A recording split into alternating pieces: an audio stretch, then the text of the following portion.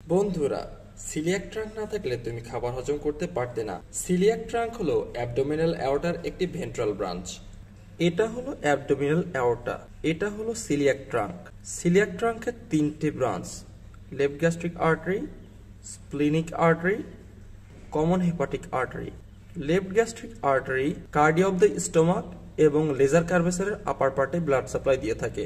Splenic artery এটার দুইটা branch: short gastric artery, left gastroepiploic artery. Short gastric artery fundus of the স্টোমাকে blood supply দিয়ে থাকে।